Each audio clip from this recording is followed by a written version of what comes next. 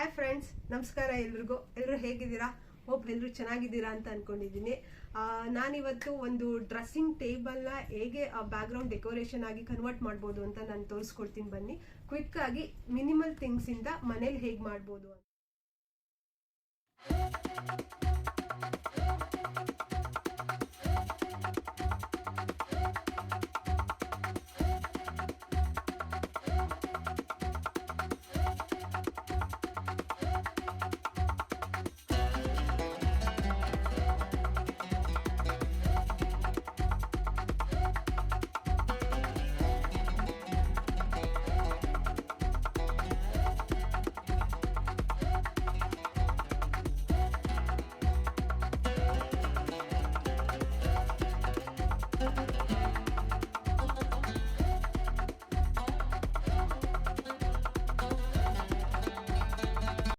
ಅದೆಷ್ಟೇ ಬಾರಿ ದೇವರ ಜೊತೆ ಮುನಿಸಿಕೊಂಡರೂ ಕಷ್ಟ ಬಂದಾಗ ಮೊದಲು ನೆನಪಾಗುವುದು ದೇವರು.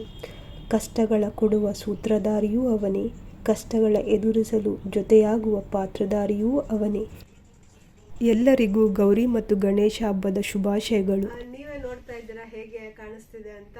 ತುಂಬಾ ಬ್ಯೂಟಿಫುಲ್ ಆಗಿ ಕ್ವಿಕ್ ಆಗಿ ಮಾಡಿದ್ದೀನಿ. ಸೊ ಕಮೆಂಟ್ ಮಾಡಿ, ನೀವು ಯಾರಾದರೂ ಟ್ರೈ ಮಾಡಿದ್ರೆ ಡ್ರೆಸ್ಸಿಂಗ್ ಟೇಬಲ್ ಇಂದ.